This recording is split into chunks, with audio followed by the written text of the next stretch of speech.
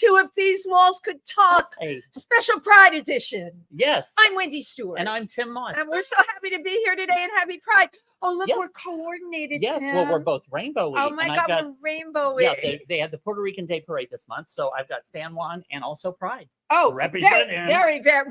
Tim is representing today. Thank you all for joining us. You know, next Sunday is the big event. We're all getting geared up. Friday is Sunday. It's next Sunday, not this coming one, but the following one, the 30th. What's the Sunday? The 30th, and then on the 28th is a drag march. Please join me at the drag march. That is one of my favorite events. Yeah. And unfortunately, you are doing an event that night. You are going to be at the Coop with Ikevelli. Oh, yeah, that Friday. Yeah, I'm like, I'm going to remind you about what you're doing that night. What goes up? But yeah, it's all good. We'll get into that. The Coop show in a minute. We'll get into the Coop show in a minute. So tell us about your week. Oh my God, this past week. So Friday night, I do this get together on Friday night, and sometimes it's Thursday nights, but I meet at Julia's Bar usually once a month with a bunch of friends. And I get a call from Julia's Bar at the last minute. We're so sorry. We hate to do this to you, Wendy, but you can't come tonight. I thought it was like a joke. I'm like, what do you mean I can't come to Julia's tonight? They're like, there's a private party. I'm like, you didn't know about this. They're like, all we can say is all this was very last minute. We're not allowed to say. And so they didn't tell me anything, and I love them. And I'm like, okay, I'll make other plans. So of course, you know, we love Stonewall too. They're right around the corner. Yeah. Chauncey's at Stonewall, and so are a bunch of other friends. So anyway, we go over there. We had a great time in front of Stonewall. Stephen Love Menendez, who's responsible, everybody, for putting those amazing flags, the rainbow flags that are all around the park. Square. Nice. You know, it turned into something great. Okay, so the next day, my friend Jack Phelan loves reading like Page 6 and stuff like that. Exactly. He loves the gossip. He sends me a picture of Sam Smith with the owner of Julius Helen, and I'm like, oh my God! That was the private party with Sam Smith. They didn't invite us to like be there with Sam Smith.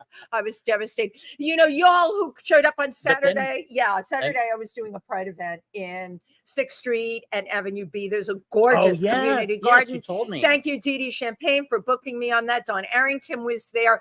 I did my new song, Don't Say Gay. Said to Santos the other day, he'll just look the other way.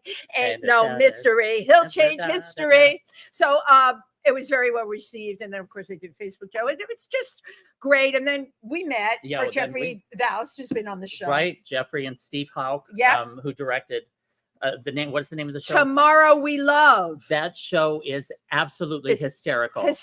You've got to go see this show. It's very, very funny. Very funny. Male playing female parts, gender bending, and you know what? All very seasoned actors. Absolutely. And the thing is, it was the humor.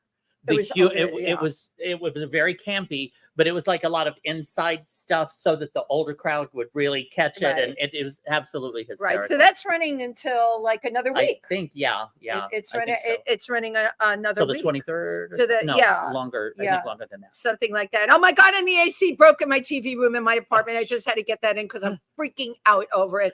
But my friends Marco and Evan have kindly told me they have an extra air conditioner, and they're gifting it to me. So. How nice! That's very wonderful. I'm blessed. Yes, you are. I'm blessed. So, Mr. Tim. Okay, I need my phone to go over everything I did. You're going to be exhausted when you go through everything. Last week, we did the show here, and then, I had to stream in because I was going to a ball, like the old ballroom, know, from the ballroom scene with the death drop and all of that. They had a ball on High Bridge, which is a bridge outside that connects Upper Manhattan and Washington Heights over to the Bronx. And they've recently restored it and redid it. It's absolutely fabulous. And it was wonderful. Amazing. And I got to see so many of my friends there from the Bronx that are activists. And it was just so fun. And I know such a fun night. And then I had to leave there to go to the filmmakers meetup, Don Schneider's, which was a lot of fun. Thursday, I went to Gracie Mansion to the mayor, Eric Adams. He had a pride reception at Gracie Mansion, which he does for a lot. And a lot of the community leaders and people, LGBT activists from around the city were all there, which again, big ass reunion. Got to see so many friends that I hadn't seen in a long time. Following day, I had rehearsal for the Coop show, which we'll talk about in a second, which is a Rocky Horror Picture Show. But Ikevelli and Dorothy Bishop and I we had rehearsal, and I happened to bump into my friend Christy Miller on the way, so she kind of joined us on the walk over, which was wonderful. But Patriots, Dorothy and I went to see Patriots on Broadway. It was not one of my favorites. It wasn't my favorite show, but it was very good. It was really interesting. And I don't know where it was at with the Tonys. Where was Patriots? They were nominated. They were nominated, but they did, yeah, which the Tonys was amazing. And then again, Saturday night went to see Jeffrey Faust. Tomorrow We Love. Tomorrow We Love. Steve Hawk. Yeah, which was great. Right. There's going to be a test after this. And on Sunday, I was the featured performer at Cairo's Cafe. Yay. And it was wonderful. Just blew the roof off. It was just such a great reception. Everybody was absolutely wonderful. And then I went home, and my downstairs neighbor, Johnny Bouchon. I always have to say that. Johnny Bouchon. I always have to do a shoulder and that Bouchon. He's Johnny French. Bouchon. But he was one of the stars of the film Stonewall, the movie Stonewall. So he came up. He was like, "What are you doing for the Tonys?" And I said, "Nothing. Come on up." So, you did. Yeah. So we had a ball. Yeah. You did that. So my God, I can't believe I forgot. Thursday night, Joey Arias at Joe's Pub. Right. Oh my God, you want to talk about? Penny Arcade was there. Well, the audience, Kobe Cole, Penny Arcade. We met Brenda Vaccaro after. Love her. Talking with her, and I'm hoping she comes on the show. But Joey above. And I mean, Joey just never ceases to amaze me. And that was probably one of the bluest performances I've ever seen Joey do. I mean, Joey was like touching himself everywhere. And it was like the last show I had seen him do, it was very choreographed with a band behind him. And it was a wonderful show, but it definitely was totally different than this was. Joey we were mesmerized. Joey was so electric. Yeah, we love Joey Arias. Oh, and speaking of nighttime performers, Friday night here at Pangea, make sure you catch David Mills, 7:00. I'll be here, and so will a bunch of other people. David is a wonderful performer, and we hope to be able to feature him on our show in the future. And a couple of upcoming things.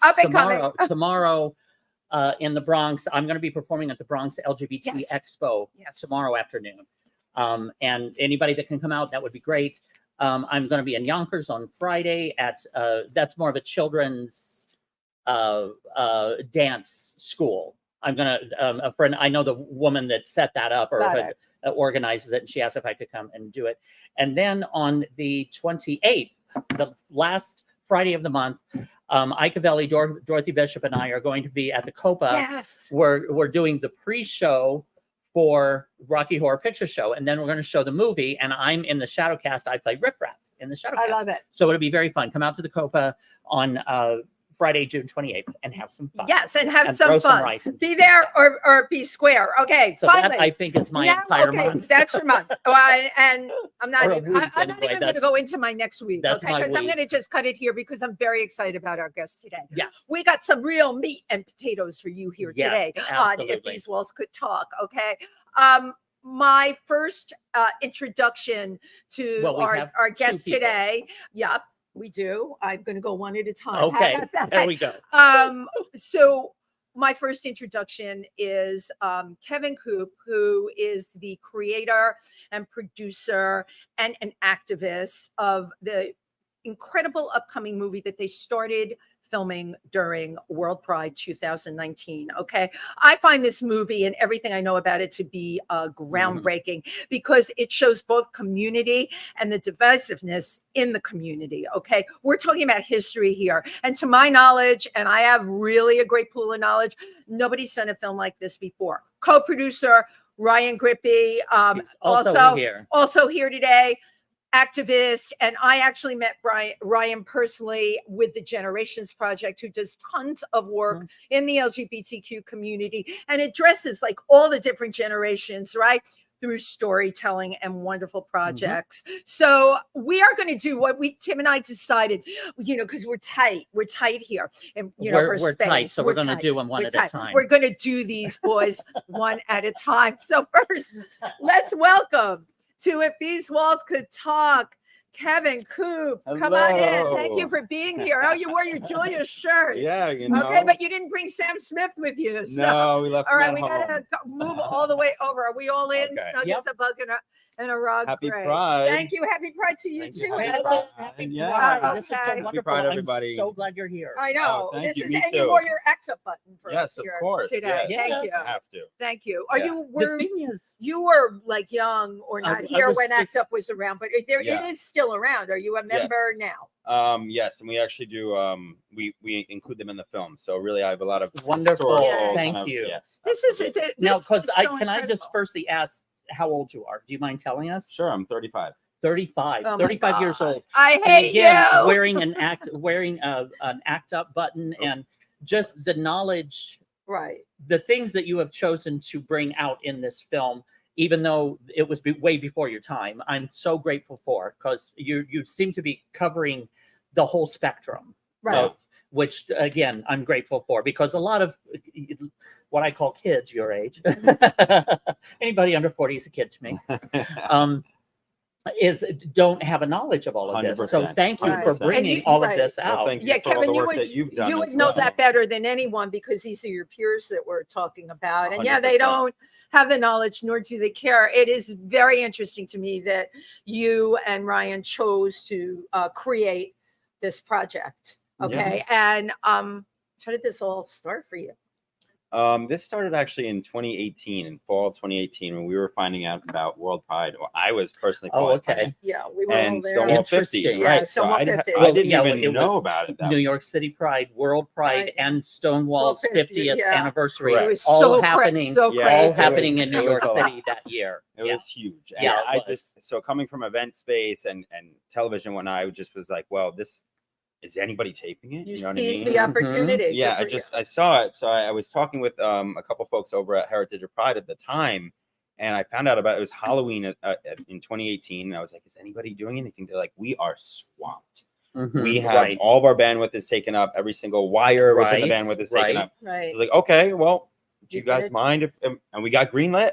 Yeah. Wow. We got Excellent. greenlit by February, and it was just like, all right, well, we need to, it just revved up from there. Good for So, you. But yeah. you know what? You just showed something of taking the bull by the cañones. Absolutely. And you know, Absolutely. it's like you went for it. Yeah. Nobody else was doing it. You were going to do it. But there's got to be something in you where you were inspired by Yeah. something to make you an activist. Yeah, 100%. I mean, when I was in college, I was coming out at the time, and everything really went well with my friends. My family was a little rocky, Uh-huh. and I was sitting with my boyfriend at the time. I guess I was 18 or 19, head over heels in love, and he bought me the film Milk, and we were sitting in bed, and at the end, with the vigil going down Market Street, I was just crying, and I turned to him, and I was like, I don't know what it is, It but hit I'm you. gonna change the world for our community. And Wow. from there, I mean, I was a little kid, and it's just like, but that's what it is. And in Right. that same moment, it kind of came full circle where I was like, okay, the film needs to be made. We need to document this. you know? Right. Thank you. We Yes, stand it on the does. shoulders of all these amazing, great giants, Right. and we Mhm. need to make sure that it's captured. So, Right. Yeah. Well, one thing you just brought out, how a film, right? Why film is so important, how it affects people. If you hadn't have seen that film, you probably knew the name Harvey Milk, but that film really tugged at your heartstrings. And for me, it made me angry. It made me angry. And yeah. when I'm angry, I move, right? So Mhm. that's what is behind a lot of our activism. We got to move and Yeah. do it. Yeah. So kudos For- to you doing your own film. Absolutely. Thank Yeah. you. Because Yeah. see, for me, I grew up in the Midwest, out in the countryside of Indiana in the 60s wow. and 70s, not even Are hearing. you okay? Yeah, no, Tim is no. just fine. I'm still working through shit. Oh, Lord. But not ever even hearing the words gay or homosexual. It was very removed from society. Like, society didn't even talk about it, didn't acknowledge it. It was very underground when I found out that there were other gay people like me out there, Right.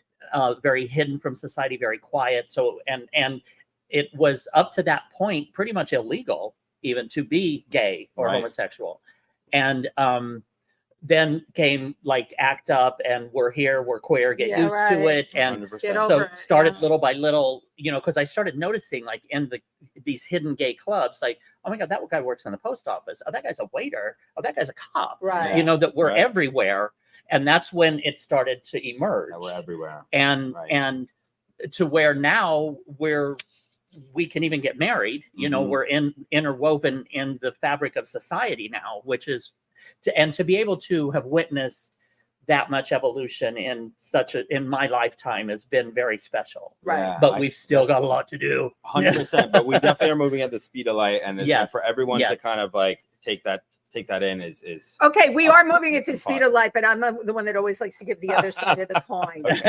Okay, we know, you know, in the last administration we moved backwards, and we know that there's bills out there that are so horrifically anti-trans, anti-gay. And I can also tell you there was a meeting of commissioners 1 hour and 40 minutes from here in Milford, Pennsylvania, where I was one of the people that helped start an LGBTQ. 1 hour and 40 minutes from New York, where somebody got up and said, you know what? I don't see why we have to have a Pride Month at all. These LGBTQ people are sick.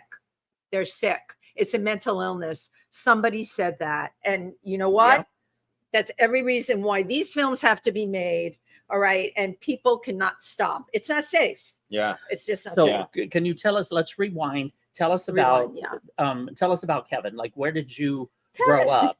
What was your family like? What was your life in school like? Where was Kevin when he was growing up? And when did you realize you were gay? Sure. I went to school in Long Island. I grew up in Long Island, in Nassau County, and what town? In Rockville Center. So you're like the 5 towns. A little bit. Jones Beach. I grew up being a Cabana boy in Long Beach. A Cabana boy here today. Oh my God, you do look like a Cabana boy. Oh my, I'm sorry, I'm objectifying you, but it's true. It's like, okay. Yeah. So I went to school in SUNY Albany, and we saw these posters that Harvey Milk went to SUNY Albany, and then after seeing that film in my sophomore year, I realized he also grew up in Woodmere, New York, which was just 2 towns away from me. Wow. I was like, this giant walked these same footsteps and could do what he did. I was like, who's telling me that anybody can? Long Island boy that went to a SUNY. I went to SUNY Binghamton, by the way. But a Long Island boy that went to right. But good point, right? Right. Yeah. And that's you can just see that everyone is just another skeleton, you know, flesh, and that is empowering. Yeah. Once you realize that you can really do anything with your life. Yep. So really, I'm from there. You know, I think at 18 I came out. But in your high school years, did you have a boyfriend or no? No, it was not in high school. No, just messing around a little bit with a basketball player here or whatever. A random basketball player. Tim does that all the time. But I didn't know. You know, I just didn't know. It was in, you know, Long Island could be a little red at times. Yeah, it can be. A lot red at times. Yeah. The further out you go, by the way, the redder it is. 100%. So I just didn't know what gay was at the time, and it was like, so you don't really know what your actions are. You think everything's just normal, and then all of a sudden, you know, I went to school and I fell in love, and that's what it was. I fell in, it was my first love, and we were just head over heels in love, and we decided that we were going to come out. We knew that coming out was part of the thing that we were hiding, and that's huge. Right, we knew that we had to do that. Well, because and your ethnic background is what? Italian, Sicilian, Irish. Okay, there's a reason I'm going there. Because you're coming out, and that's not the best ethic, right? The Italian, the macho, right? Not the best background, right? And the Irish Catholic, you know what I mean. Yeah. So that was it's tough. It is tough, and it's about optics in your community. So if you have a gay son, you know, and you're an Irish Catholic, how that reflects on the family, right? And meanwhile, we weren't even really going to church that time, but still it was like we're going to, you know. So it's you're bringing shame to the family. Exactly. Did you get that? I mean, was that the reaction you got from the family? During the coming out process, I'd made sure that my friends were all kind of on my side. Right. You know, that was smart. You knew to build a support system. And I knew they were going to be there. Yeah. So had that support system, and then when it came down to family, it really didn't go that well with my parents. And it turns out my sister, I have two older sisters. My sister that's 6 years older, 6 and 9, calls me and she's like, yeah, Dad just told me that like you're gay. Like, what's going on? Let's meet up. We meet up outside of my best friend's house. And she's like, I'm gay too. I'm like, get the fuck out of here. Yes. Oh, we have a double outing. Double outing. One family. We A love double that. header. Yeah, exactly. So by the time we came down to having this family meeting that day, she had my back and she came out to it at the same time. My mom had a little freak out. So everybody did. You know, it was a lot to swallow for anybody. This was 2 kids in one day. Wow, Exactly. that's huge. No, that's huge. And an Irish, Italian Catholic family. That's a lot. So I'm sure there was tension for a while there. How was it? Did it eventually smooth over? Yes, it did. So what had happened, and my sister fell in love with her now current wife Alex, and they're together still. Yeah, they have 2 kids, and my mom was at the wedding, walked them down the aisle with my dad. These are great stories. We love having incredible full circle, and she got this in before she had passed last year, and so a lot really, you know, it's a wonderful full circle moment, and anyone that can kind of just attest to the power of just give it some time, right, and still keep at it, right. You know, I'm here, I'm queer. But the evolution of that is amazing. That's really and there's a lot about you that's very together in that. You used a word, you surrounded yourself with your friends. Yes. There's an instinct in you that knew to do that you were solid enough as a person. Not everybody is. I have friends that are, you know, attempted to come out, felt they were never really accepted, and now they're 50 and 60 years old, and they still carry that. And the parents passed. Even more difficult, right? And you carry that. You carry a lot. You're very solid as a person, and that's something that's in you, which is great. Now, did you study film in? No, I went for accounting. Okay. It's similar. Tim, I'm joking. at SUNY Albany, a lot of them go for accounting. Well, the market had just crashed. It was 2007-8, and everyone was like, "Go for regulation." So I was like, "Okay, whatever." You know, it was like there to party anyway. So it was like. But I bet you're good on the books. I could be good on. We learn the brain of business. You know, you got it. The books. Right. That's what you know. I do know. So that had you come to New York after college? Is that what happened? You came to the city and got immersed in the culture. Music, music industry and in gay nightlife. What did you do in the music industry? I was an artist manager, a sweet. producer, and an agent. Oh, so, nice. Yeah, so it's kind of working around in it because I knew that if you throw shit at the walls to see what sticks long enough, something will. Talk to Tim and Wendy. We totally believe that. Right. So I went through music. I did experience design, event production, and then, oh my goodness, and then anything in entertainment. Yeah, pretty much did. That's and then great. The documentary came and television too. So. Well, and also, especially in the music industry, that was a time. A time that of shifting. There was a lot of changes that were going on, and with the internet, and everybody has a computer and a laptop and can start making their own stuff. And after LimeWire, that was a whole thing. It crashed it. So we were like, I kind of loved that because it was like cultural economics. So play around and be like, all right, how do we make money for the artist? I agree. Because the door opened at that point. We so have to stick together, and we'll talk after the show. Absolutely. Talk more. So film. Yes. So you got an interest in. Well, you got a firsthand look at the LGBT community, and what kind of made something went click. And well, I had written an article for Huffington Post in 2015, right when gay marriage was kind of boom. And I wrote how coming out in a big bro frat because I was in a fraternity. And how you can navigate that, essentially. Interesting. And do you know how many gay men I know that were in fraternities? See, right? And it's the best cover in the world. It just blew up, and everyone loved it. And I had all this work, all people keep coming and reaching out from America, from around the world, about how they feel seen, they feel visible. I was like, this is good work. Yes, and I was just writing something, so I was like, all right, well, I guess this is part of me now. You know, this activism online or through media or writing, whatever it is. So. And then fast forward 2018, 2019. And then my God. Now, how do you choose what you want to include in the film? What is the narrative? Like what are you talking about or telling in this film, in this documentary? It's definitely a pride documentary at the core. And we try to really go into what pride means to you as an individual and to the community as a whole. Right. So it's not too micro, it's very macro. So our challenge, the way that we filmed it, was very macro. You know, we were doing event photography and whatnot, and we would interview people on the fly. And we had to see after, it was like, all right, what story do we have here? And it really what it's about is That's about very kind creative. of pulling the veil back exactly what New York City Pride is, what are the mechanics, and what inspires people to get into it. Right. And Are you talking about the actual Pride itself, like New York City Pride, and the march and the psyche of Pride, the psyche of Pride? That's brilliant. Because in my observation now, it's almost different for everybody. Correct. So you'll have a variation. That's the challenge to navigate, because we have so many different corners of the community, and we couldn't touch all of them. You know, we only had we were an activist-based, a volunteer-based crew. Of course, as the community is built upon, right? Took to Craigslist and said, if you have a camera, we want you, and really kind of went with it, but it was small. So we just had to kind of figure out what events we can cover. And that then all of a sudden you're at Sunday Pride, and then the 1st of July, and you're like, what do we have? What do we have? You know what I mean? Right. So, and that's been a really navigational process from here on out. We had to do some pickup interviews to really nail story down and talk about what the origin stories of what we just filmed are. You know, for instance, the drag march, Harlem Pride. I do the drag march, and it's fabulous. I never knew about it. I have 45 years. Really? In Pride, 45, never missed one. That's a lot of years in Pride. Yeah. And I've won. And everybody thinks she is a drag queen.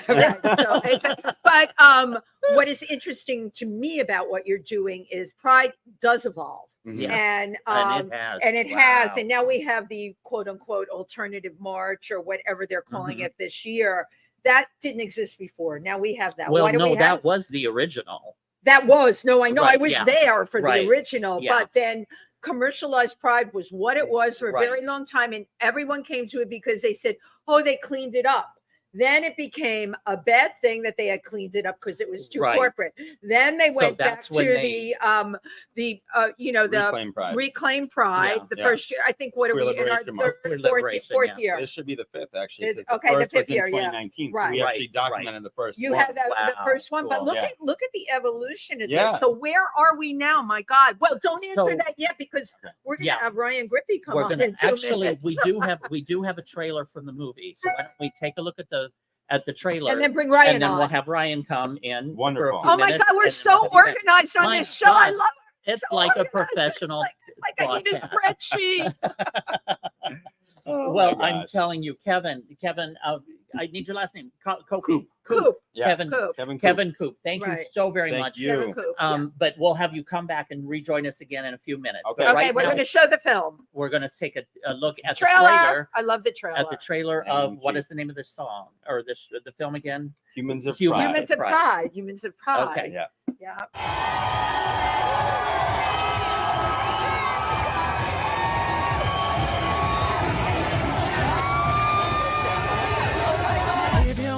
Was this international festival, and there were going to be millions of people in the city. Pride is remembering who we are and what we have fought for. We've come a long way. I'm really, really grateful for that. We got a really long way to go, though. Self-love is the solution. Making the world understand that we are here. Yeah! We're here! We're queer! We have always been here! Yes, we are at New York City Worldwide, backstage at the Barclays Center. If we're visible as a community, they can never take our pride away again. Hundreds of protesters demanding justice in the death of a transgender woman found in her jail cell at Rikers Island. The city didn't do nothing for my sister. I haven't been able to grieve. I can't grieve. I'm too mad to grieve. The Pulse massacre is when I got really, really angry. It is a fight for our survival. Whoa! Somebody got, I guess, arrested just now. Stonewall's not over! What we've learned is that our rights are still up for legislation, and they can go away in an instant. And that's ridiculous, and that has to change. So that's what we're gonna do.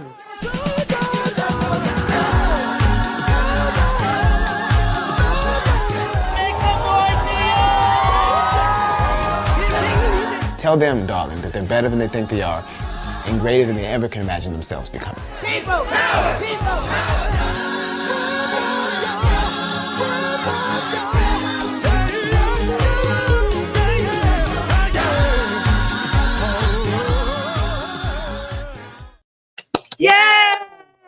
Humans of Pride. And here we have the co-producer of the Humans of Pride, Ryan Grippi. Hey, Ryan. How are you? Oh my God. So welcome. I'm so freaking excited. You said Pangea. I was like, sure, why not? Yeah, sure, why not? And Ryan was so excited he wore an outfit that would coordinate with the snake that's behind him. And it says the saint, and he embellished it. Yes. But as I pointed out to Ryan, he was just a thought when the saint was around. Yeah, it wasn't even an embryo. No, not pre-embryo. But oh my God, have I got memories of the saint? So thank you so much. And I'm surprised Tim and I didn't know each other because I was one of the few women that went to the saint until someone threw me off the balcony at Halloween, not physically, but they chased me away. That was the first time I ever went up there, but that's a whole other story. Ryan, welcome. One wild night in New York. One wild night. That was just a Tuesday. Tuesday it night. used to be really fun. Tuesdays were fun in New York. Thank you so much for being on the show. I am so glad. I connected with Ryan originally at the Generations Project, and he was one of the people I liked. We did the 9/11 storytelling. Where were we on 9/11 and what was it like? Which is my birthday. Yeah, I didn't realize that. I didn't remember that. So thank you for bringing that up again. How did you get involved in this film? So it's a kind of a crazy story. I like crazy stories. Yeah, so long story short, World Pride was coming up in New York, right? And it felt like every artist had to do something. Like all my friends, everyone's like, "Ooh, you dropping your album?" Ooh, everyone's dropping something somewhere. You know, something for Pride, and you know, because we only exist 1 month of the year. Yes, exactly. So what? Well, and October, and we're reclaiming October History Month. So what had happened was I had what's it called? I was trying to do a project actually. I worked for NYU, so I was going to grad school at the time at the Interactive Telecommunications program. Wow, pretty much a program about how like this is technology. How can it bring us joy? How can it kill us? And like, you ever see at the Magic Kingdom when they do like the projections onto the castle, like the video? Oh yeah, I love that. Right. So my whole thing was my project was going to be I want to project the history of what happened around Washington Square Park onto the arch, I love that. Well, the thinking was, I know that I'm in the park every year getting drunk during Pride. And I was like, if the world is coming to New York City, I want New York City to show the world what it did for them, So that was the thing. So I was running around New York City. New York City like crazy, and NYU with a 3D printed model of the arch and a little projector. And I was going, I want to like get this done. I love the technology. To just be able to show like, this is what I want to project onto the arch. And like NYU owns all those buildings. I was like, I had like a pitch, right? And then one day I remember I had gotten an email from someone in the Parks Department being like, or NYU's community engagement team being like, you can't do something on the arch because there's something already happening on the arch that Pride weekend. And I was like, okay, fine. So then I was like really frustrated, and I had gotten like, it's a long story, but it's okay. That's what you're here for, to tell that long story. We want to know about you, Ryan Grippi. So I had like these like things, they're called like oracle cards. They're like, I know what oracle cards are. Tarot cards for dumb people. Yeah. So I had one, and it had spelt out, act like you'll have it and you'll have it. Act brave and you'll be brave. Loving you so much that the rainbow will explode from the ether. Oh my God. I'm not kidding. Wow. That's incredible. Wow. And so whatever. So the next thing, I read this card up against the building while I was like all angsty or whatever.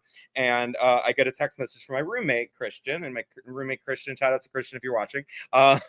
And he said, hey, you're going to come to House of Yes tonight, because my friends are performing a burlesque show. And I was like, okay, fine, I'll go to House of Yes. But no, actually I tried to get out of it. I was like, no, I need to work on my arch. And he's like, I already bought the tickets, it's front row.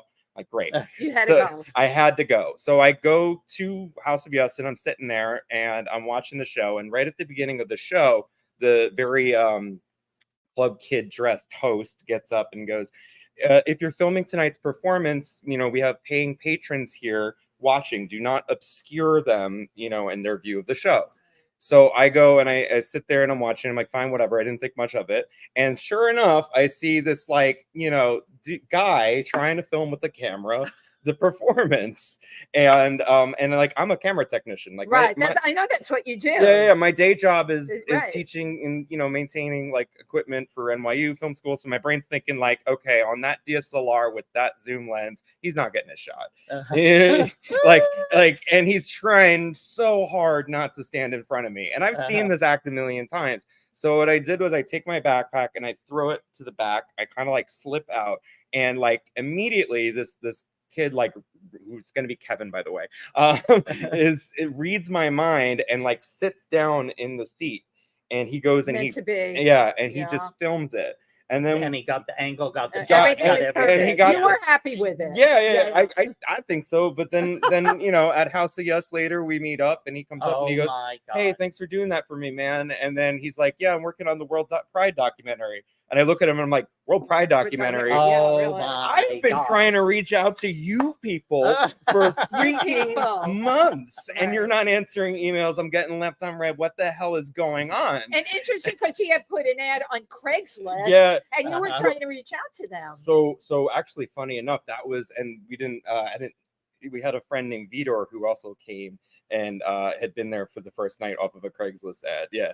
So that was crazy, but I didn't know that part yet. I didn't know Kevin that. But that is how you both connected. Well, I love the synchronicity. Yeah. Right, so then I was like really desperate, low key, to get my arch projection to happen. So I was like, what do you need? Cameras?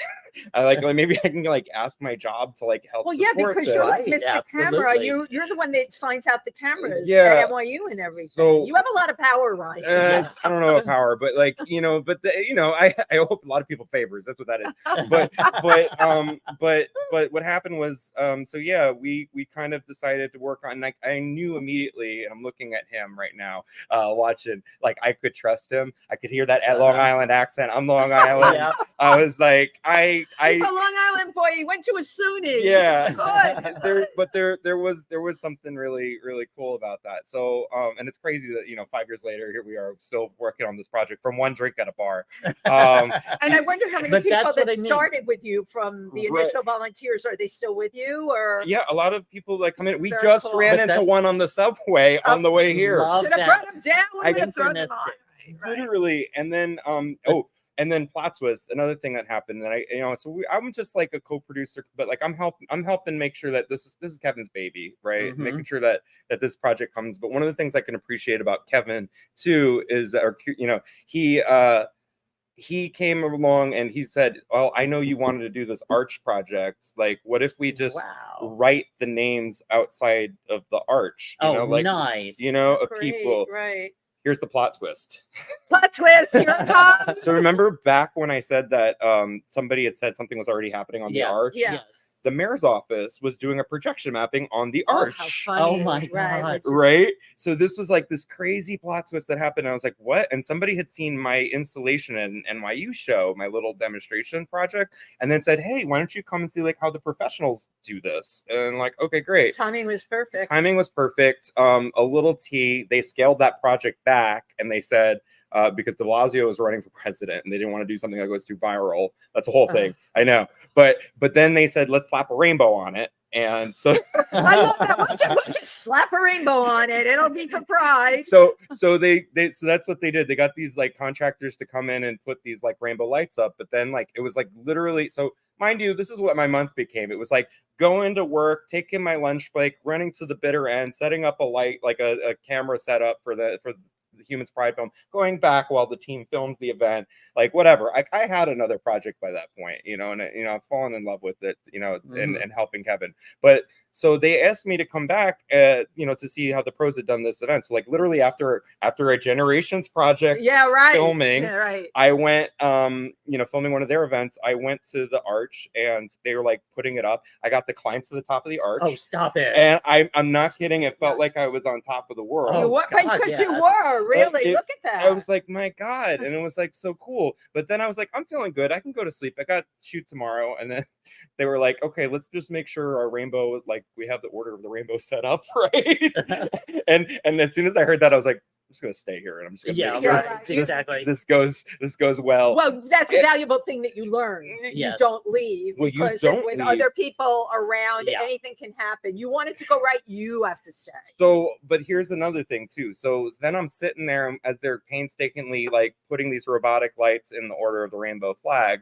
And I remember very specifically like looking at it as it was going up, and I was like, I'm so close to this thing now. Like I have to careful do, what you wish for. I have to do something. And then I remembered another person had told me, oh, you're doing if you're doing a projection on the arch, you should look at Sylvia Rivera's 1973 speech. Oh my God. You know, so now we're with Sylvia Rivera's speech. Yeah. The famous. Yeah, the famous speech about gay people not doing enough for trans people. Right. So it was like, well, so then I went back to the donut pub. My friend John works the nights at the donut pub. You know, donut So pub. a lot going on in this conversation. I We're like, know. I'm going from the This was rainbow one night. and Sylvia Rivera. And- Now we're at the donut pub. And I'm talking to my friend John. My friend John. I hope everyone's following along. And my friend John We'll gave send a map later. he gave me donuts and coffee, and then he's like, bribe them with this. So then I brought them back to the That programmers. was smart. There you right. go. And we said, make it alternate between the rainbow flag and the trans flag. Yeah. Nice. So Brilliant. and then it happened, but it Right. wasn't like it was so far from my initial concept, but it was what It was so far from But their you- initial but it's concept what too. but it's what community Right. wanted. Right. And it's right. and you did it.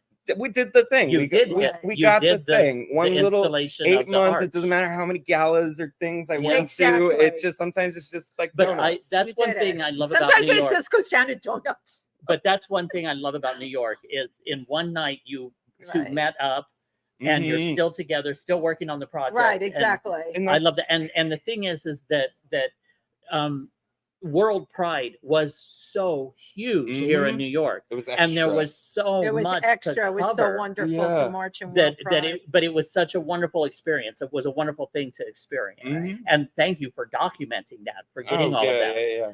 Now, let's rewind and find out about Ryan. Rewind, You mentioned Long Island. So you grew up in Long Island? I grew up on Long Island. Okay. Tell us Which about town? Ryan. You have to tell us which town. Medford. Medford, Long Most Island. people know Patchogue. It's a Yeah, little you're more out there. You're marketable. further You're out down the more like- line. Fire Island. Oh yes. If I go on Grindr, all the gays are Yeah, Fire right. Island gays. But they're also, it's very red as you start to go out. Yes, The other side of correct. the coin is, it's interesting. It's quite red. It's conservative Yeah, and like conservative. and I was raised with like a family that runs like the local 7-Elevens, a couple local 7-Elevens in my hometown. So like I grew up in like I guess customer service and like and coffee and donuts, right? Yeah. So did you help out in the stores? Yeah, I'm assuming probably growing up. I grew up working, for the family. So you go to school, come home, go to the store, After and school job and all of that. all sorts of stuff. things. Yeah. Mostly weekends, but yeah, and that was a big part of my upbringing. I'm And sure. my family was like very much like pretty prominent like in the family, in the community. For like mostly commuters and stuff, giving them their coffee before they get on But the that's train. you, Yeah, right? 'Cause you were the go-to. Yeah, voice, right? What was it? So it was You the get them, 7-Eleven. you wake them up and get them going. Yeah, get them going. So what's your ethnic background? So I'm Italian. I'm Another Sicilian. So Italian, yeah, So I know. Sicilian boys. The- My the- God. The running joke with the 7-Eleven is people will be like, well, you're white. And I'm like, yes. But yeah, I grew up, I'm Italian American. And I grew up with a bunch of Pakistani guys who are amazing and like a bunch of Very different cool. people. Yeah. In Medford, cool. Long Island, In Medford, right? Long Now, Island. when did you come out? So I came out, I would point it to, I sourced my actual coming out to when I told my brother. So, and that was definitely one of the more, God, I haven't talked about this in so long. Well, there you go. You're on our show. We Well, talk how about old were everything. you Yeah. How old at were that you? 19. I Okay, think. so you were out of high school. I was out of high school. I was a gay by main college. So I started out at University of Tampa down in Florida. Because I'll be honest, when I was in the closet, I wanted to get as far away from Long Island as possible. Where no one knew you. And it was the farthest I can go that wasn't California that still had palm trees. Yeah. So that my mother would let me go, of course. So yeah, I kind of lived like in Tampa. They had quite a scene going on down. Oh, yeah. Ybor City. Ybor City. Ybor City, right. Exactly. Ybor City, and it's still going on in Ybor City. Yeah. And Oh my God. I remember one night. Well, I remember parts of one night in Tampa where we hit all of the neighborhoods and all of the gay bars and stuff. And I woke up in some guy's on the sofa or something next to. That's how you remember. Well, I just remember there was a minister that lived next door that saw us and something. And you were alive when you woke up. Yeah, right. Yeah, I made it through. But anyway, yeah. I'm sorry. Go Ybor City and Tampa City, University. yeah. Oh yeah. No, I was on Ybor City, Tampa, and at some point, and I was in the film school there, and I'm still very close with a lot of those filmmakers down at University of Tampa. But at some point I transferred back to NYU. That's a whole other story. Yeah, that's a huge story because those are two, very different film programs. So NYU is really it's the creme de la creme. The film school. What's the film school called? Tisch. It's the creme de la creme of film schools. Well, that's how they justify that tuition is like through the roof. We joke it's a shanty, but we love it. No, yeah. So, I mean, the story on that is, I went to the University of Tampa, and then my grandmother had cancer, and then I decided to move back home. Between that and some things going on in the film program, mostly just I knew I could. And you had already come to terms with your sexuality in Florida. Oh yeah, so I was total gay by May in Florida. I was like experimenting. I was figuring it out. And then you come back to New York. And I came back to New York. I came back to moving back with my family. Oh, and I had to go back into the closet in a lot of ways. Okay, that's tough. Because grandma had cancer, so it's like you want to make sure that we're not making it about me right now. Right. And they had the local business. And they had the local business. So you decided to tell your brother? So yeah, at some point I told my brother, and I don't know why I had so many hangups of my brother, but when I told him, he was like, I don't care. He's like, great. I have a gay brother. Like, that's and my parents too, and everyone kind of came around. Really? That's wonderful. So you had supportive family. But I was home, and I was finishing my I decided to transfer my credits, get an associate's, because I knew that would make it easier to transfer. Someone gave me that advice. That's true. That's a honest truth. I did that too. That was good. And I didn't know what the heck I was doing. I applied to two things. I'm not joking. I applied to NYU, and I applied to the Marines. Wow. So yet another gay Marine. I was almost, but no, it just wasn't. I mean, but here's the thing, because I was sleeping with a Marine back in Tampa. Nice. And I was like, and he called me. He's like, Ryan, you're not trying to join the Marines. You're just having an attention crisis. And luckily, I think it was the day I didn't apply. I was at the recruitment office. You actually made it to the recruitment office? I went to the recruitment offices, and I was talking to them, and it didn't sit quite right with me, but it was like one of these things. And then the day they followed up with me, I got into NYU. Oh, wow. So and I went to NYU. That was such a crossroads that day. Film school. I graduated in 2015. They hired me back in 2016 because I don't know what they were thinking. And then and I've been there, I got my master's there, and I've been there. I'm still there. You're still there, right? So what drew you to this project, to Humans for Pride? So I mean, it really was trusting Kevin, and his vision on the project. It was my I need a backup because it's Pride and I need to do something. It was a couple of things, with the project. We did have a conversation at some point. It was like, because I had a mentor that was like, you need to make sure, she told me, she was the woman that hired me at NYU. She was like, make sure you feature an incarcerated story in the film, like someone that went through incarceration. So that was like one of my things with the project. But outside of that, I mean, it's fierce and it's fabulous. And Kevin had the hard job on this set as director and producer and pulling it together. I was sitting in the back with a little cocktail, just making sure the cameras didn't break. And but that's important, Ryan. Your job is important. Absolutely. We can't shoot if the cameras break. The film has changed my life. I will say that. How? Tell us how. So we have Randy Wicker. Oh God, I love Randy. Yeah. So But tell our audience who Randy is. He's a lit icon. Before I say that, Kevin had interviewed Randy Wicker at the Drag March in 2019, and then in 2020, when things were starting to go south, he actually reached back out to Kevin and then was like, hey, I need help with my archives, things like that. And then Kevin was like, Ryan's more of the history nerd. Let's talk to Ryan. And then Randy Wicker and I started talking. And, and at first when I met him, I thought, wow, he's a crazy, wild old man. Yeah. And I absolutely love him. Yeah. And you totally love him. Can you give us tell us a little bit about him? So then what I learned was, Randy Wicker was the first gay man on radio and television. Wow. He fought for groundbreaking. He fought for he was the first voice of our community in a way. And fought for the FCC to legitimize homosexuality as a conversation on the public airwaves. So again, like for us, like making a documentary, this documentary would never have been made. It wouldn't have been, it could have been illegal, to think about that. Yeah. That you would not be able to do this had it not been for Randy. Right. And he would be later the he was thank you so much for doing these. We do the bit. So grateful. But then Randy, of course, was roommates to Marsha P. Johnson, and he had the Uplift button shop in the Village, which supported his community. And another thing too, and I'm just thinking about this too, it's like Randy had like an employment like stability, and then he did what he could to empower other activists to really do things. And I don't know if I'll be at NYU forever, but at least I can help however I can with like community affairs and things like that. So that, but like the people that we've met on Humans have really changed my life. And like Randy, again, we go to a movie once a week. Like, we try. Look at what's Randy, we're due for one. Right.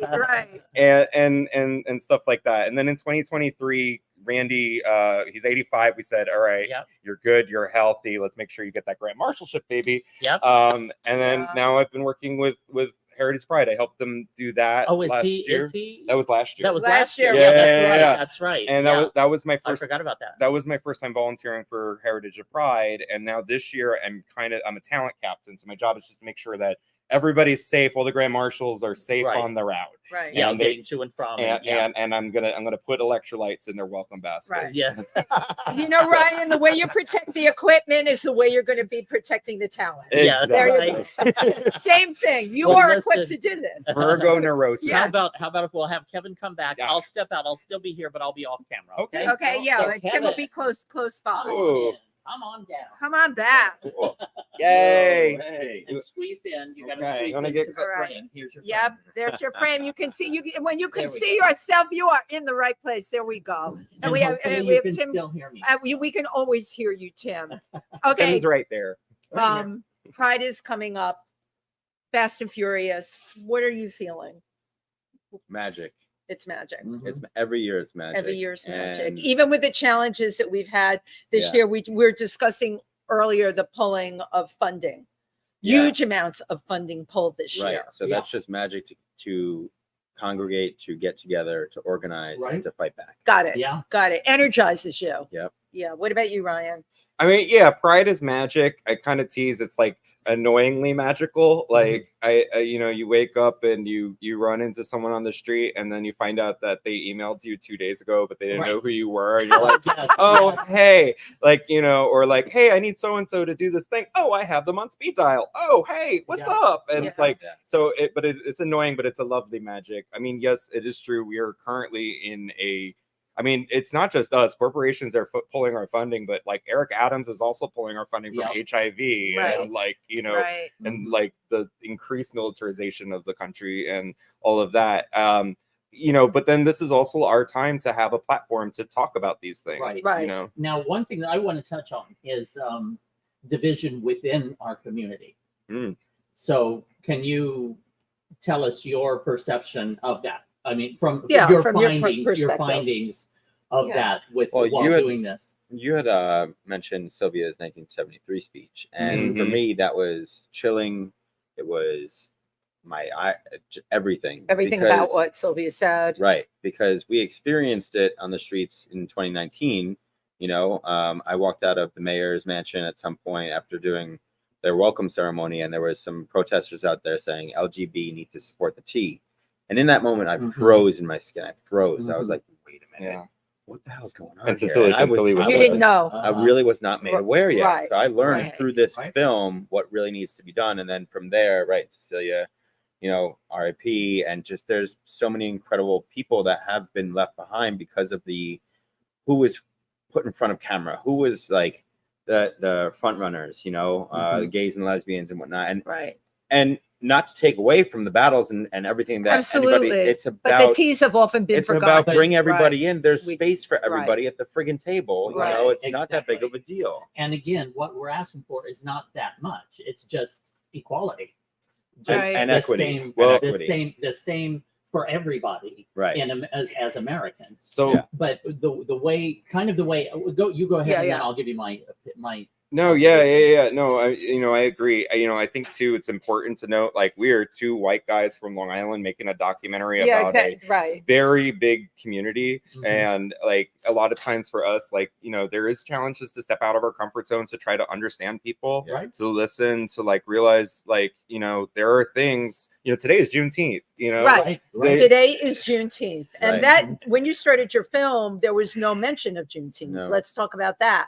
And today is Juneteenth. Yeah, but like, so, you know, it is, you know, I think too, over the course of this film, we've had to, you know, make sure we're listening to community with different different perspectives, different upbringings, things like that. And, you know, and it is true, you say that we need to fight for equality. We also need to fight for equity, in terms of just making sure that like people have the access, you know, to our community.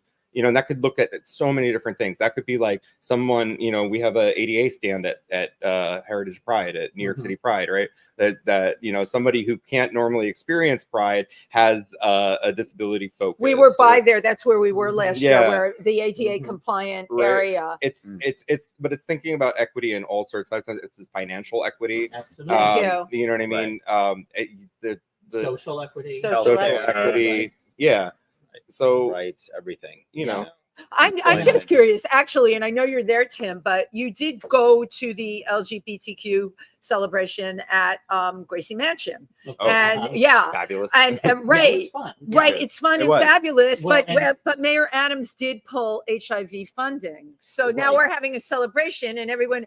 So but of course he gives this speech, you know, this warm, loving, puffy speech. Oh, puffy speech, right? Except one at the first one. Words out of his mouth was something about choice, and I leaned over to somebody and I go, "Choice," said the straight man, and somebody behind comes walking through and go, "I heard what you said about choice. You're absolutely right."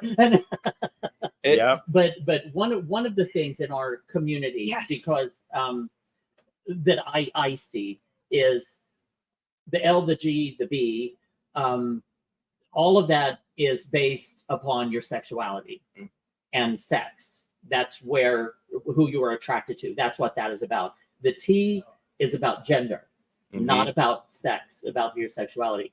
And that's why I think the L, the G, the B have trouble understanding, like the T is considered. This might be not politically correct, but they consider like the T more of a cousin. We're related, but they can't quite seem to understand what it's about. And what we went through in the L, the G, and the B community 20 years ago, or 15 to 20 years ago, is what the T is going through right now. Well, so it's socially speaking. And so my response to that would be, what can the T teach a cisgender white guy like me? You know, I see so many boys in Hell's Kitchen, you know, that are on some sort of, you know, testosterone performance enhancers to look more macho. My question is that gender affirming care? Oh, I have never heard anyone say that, but you're absolutely so what right. can trans community, you know, because trans people have always been here and have always been fighting for our rights, right? You know, all of our rights. We need to be fighting for all of their rights. We need to be fighting together. I agree. In solidarity. You know? Okay, but then how do we educate? And I can speak about this. I do a show called TriVersity Talk. I have my guests. I have tons of people that are activists in the trans community come on my show. And now I'm going to put that line right down the middle. The gay men are probably the worst of accepting trans people. Right. And Tim knows that too. The worst. So what do we do as activists, right? What can you show in your film? What can we do to cross over that bridge? Because the trans is like, the poor cousin. Oh, they're trans. It's like 100%. Yeah, and actually not even that, even worse, it's trans people and people of color within the community. Thank you. Let's talk about that. And have been historically seen to be slowing, not if not slowing, but harming the progress of the movement. I agree. And that's the language and kind of like just the language that's out there historically and still present. And I mean, the articles that I've seen even recently where it's like F the T, and it just hurts my soul to see that. Right. So it's continuously there. And what we can do is just bring people to the fore and let them share their stories. I think storytelling, we agree on we this. We are a family, and through and through. Yeah. Randy's house was not just gay men. Randy's house was trans women. It was all sorts of people. It was straight people. It was a round of activists that wanted to change things. Right. And I think that's what we need. Well, we need that unification, that acceptance, that love, that family, you know, that mentality. Right. Because like you said, a lot of the younger gays, or what I would consider younger gays, again, they're more wrapped up, and I understand that, in their own scene and their own thing. Right. They don't want to bother with how other people are, even though they don't realize they haven't had, because I see a lot of the younger ones who just think, oh, what do you mean? Couldn't we always get married? Yeah. Right. Like, they take it for granted. God, you have no idea what the fuck we were Right. But in the same light, the younger ones are the more fluid. Yeah, absolutely. They're the more fluid. And that's just back to the matter. And that's just even younger than you. You know, we're talking about like early to mid 20s, late 20s. They are much more fluid. And to me, that's going to be the key. Absolutely. You know, that's going to be the key to everything. Well, the kids will be the key as long as they understand their history. I agreed. Yes. And we are our community, and I know we're probably coming up on time, but we are we're good. Our community and the disabilities community are probably the two minorities that didn't have parents that necessarily have the same backgrounds as them, right? Like my parents aren't gay, right? Like, and they don't know that's a how good to point, handle right? it. So then, and they don't teach these things in school. Exactly. And I will tell you this too: the way you know, LGBTQ history is and how Black history is taught. Actually, both of those histories had to be taught in a way that they were accepted faster by the society. So that made gay history effectively, LGBTQ history effectively cisgender and whitewashed, and Black history was straight washed. Like, why do we not talk about Angela Davis being a lesbian? You know what I mean? Yeah. There are so many different things. So like for us, and as such, our history is being told, and since Randy, you know, and before me even maybe somehow, it's been told through the media. So when we're making films, we need to be like conscious of educating our own and doing it with love and getting it right for ourselves, and in an objective kind of way. And in an objective kind of way. You have no idea how my heart is singing hearing you say that. Yeah. Because that is exactly what needs to be done. Is our stories need to be told. Absolutely. And fairly, you know, to be put out there in as factual. And what's the better way than to go to the source and talk to these people? Absolutely. And the fact that you're doing that, I am so grateful. You have no idea. So we're just having fun with cameras. Guys just like to play with cameras. Thank you. I mean, both so much. I just have one last question. Sure. What do you use on your skin?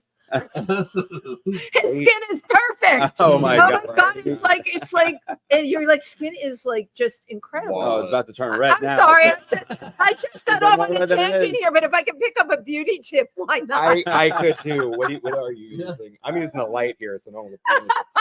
I don't know. Clearing something, my face wash. Oh, the face wash. Yeah, that you clear, just gotta right? get that Sicilian oil out. It's too much. It's Sicilian oil that makes it so clean and clear. We have two amazing Sicilian filmmakers, two activists. Humans of Pride. Anticipation of when we think the film will be done. Yeah, when's it coming out? Humans of Pride. So we're fighting for our lives for it. We're thinking, since World Pride is coming back to America for the first time since New York City. Right. Now, DC, June 2025. Okay. So we want to do a festival circuit. Yeah. Leading into it, and we're going to start applying in November. Basically, still have some work to do for like March. Yes, April, May, spring festival circuit. It'll happen. And then we've already been on the phone with DC Pride, World Pride, cool. with Enterprise. I mean, the whole gauntlet. So we're really setting ourselves up for success to really kind of ride the wave of it all happening. So, wow. So 2025. June 2025. We're looking, spring, June. That's wonderful. Because again, I mean, there's it's what you're trying to do. It capture. It's so vast. There's that so had to be your it's biggest all of the challenge. oceans in the world and still not Yeah, enough. that had to be your biggest challenge. It's like, what story do we tell? Because there's way too many of them. Because there were so many of us. That would be very tough. There were so many of us Yeah. who, like myself, who left everything and everyone I ever knew or that we ever knew, right, and came to a very dangerous, dark, filthy, seedy city. And some of the seedy was kind of fun though. You love seedy, but that Tim was Moss. how we kind of established ourselves and found ourselves as a community, Right. and kind of developed. And it was so weirdly organic how we all kind of grouped together or found each other as in this seedy underworld. It was very, it's hard to explain. Something just to comment on that, it would be wrong of us not to mention we have an incredible editor, Ethan. Ethan Newman, who is a freaking genius. And what I mean, like literally, you know, he's such a fantastic collaborator, and we nerd out. Yeah, Ethan, hope you're watching. Hi, Ethan. That's a tough job. You know, editing a film like this. but Like, he has loves a challenge. Yeah. Well, he loves a challenge, but he also just has such a critical thinking of like, does it have to be like following that cookie cutter like Hollywood arc? And as we're finding, no, our history is not that, and you know, there can't be organic. So I'm confident that as you know, we just had a test screening. As things keep going, we're heading in the right direction. Something I will say too, though, because Ethan and I have a joke. You're talking about how like New York City, you know, there's so many different parts and layers to the history. We were looking at footage of the dogs. And we want a sequel called Dogs of Pride. You know, the Dogs of Pride. That's great. You can use a B-roll for that, right? But when you mention editing, because in a project like this, that would be the whole key. I'm so glad to hear that you've got a good editor. That is what will make this film. He is the best that we could ever wish for. Honestly. And it's got to do with being a critical thinker. You said it to edit a film like this. It's complex. Yeah. Oh God. Yeah. And Craigslist. You know, God finding bless people on Craigslist that are rise or die. God bless. Now, how do people find out more about you and about the movie? Humansofpride.com. Humansofpride.com. So we are about a week out from the trailer release, but you get your sneak peek there, as you just saw on the show. Yeah, and more information there, and Humans of Pride with an extra E on the end on Instagram. We're going to start launching things this week. So Humans of Pride, there's an extra E, and if you think about it, Humans H of O Pride P, and then that extra E for hope. Oh.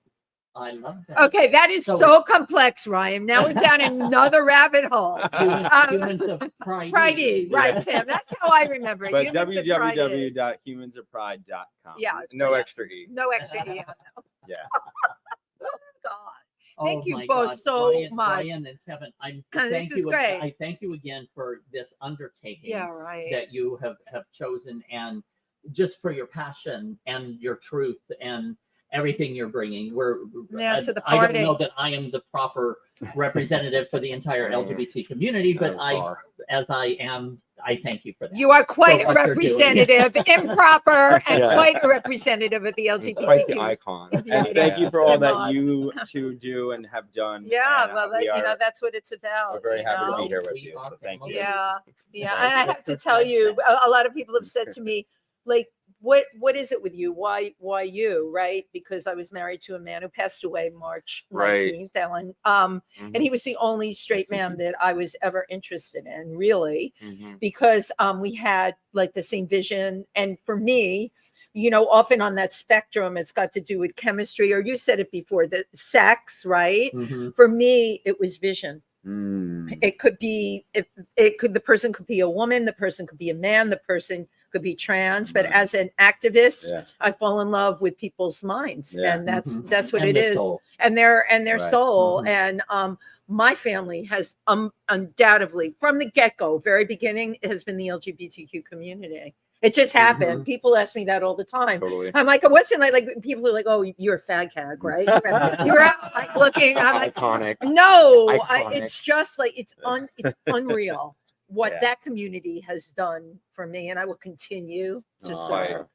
Fight. And You're fight. quite the fighter. I am so- quite the fighter. Yeah. Yes, And, yeah. and thank you for having us today. and No, thank this you is for- so Ryan. You know, I've been trying to get you all, and God, Kevin, with your great skin.